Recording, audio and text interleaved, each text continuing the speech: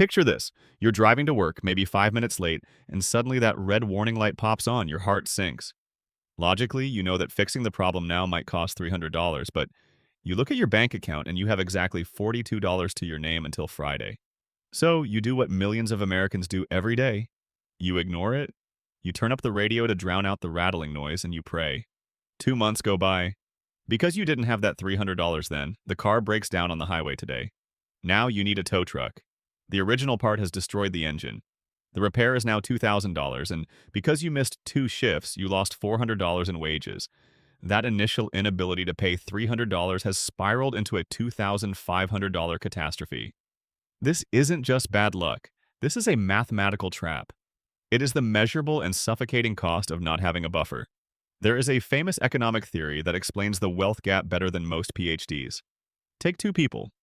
One is a builder who buys a $50 pair of high-quality leather boots that last 10 years.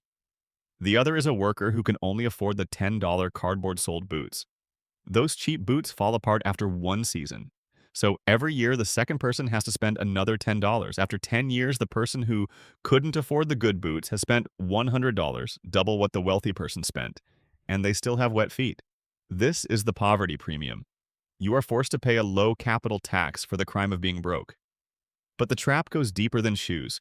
It's about mental bandwidth. Studies show that when you are legitimately worried about money, your functional IQ actually drops by about 13 points.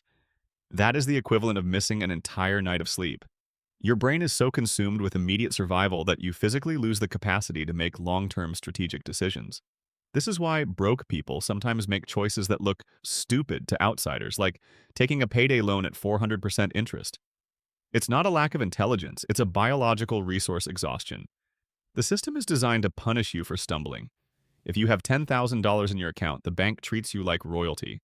0 fees, free checks, and they pay you interest. But if you have $20 and a forgotten subscription hits for $25, they hit you with a $35 overdraft fee. You effectively borrowed $5 for 1 day and paid $35 for it. That is an interest rate of 700%. If a loan shark did that, they'd go to jail. When a bank does it, it's just standard policy. So how do you break the cycle? You stop trying to get rich, and you start trying to stop the bleeding. The first step of the BerkWay is building the buffer. Your first $1,000 isn't a savings account. It is a weapon. It is the weapon that destroys the poverty premium. When you have $1,000, a flat tire is an annoyance, not a crisis. You can buy the bulk pack of household goods instead of the single roll. You pay off the poor tax so you never have to pay it again. Start small. Get angry at the math and build your wall. Subscribe to join the BerkWay. Let's master the logic of wealth together.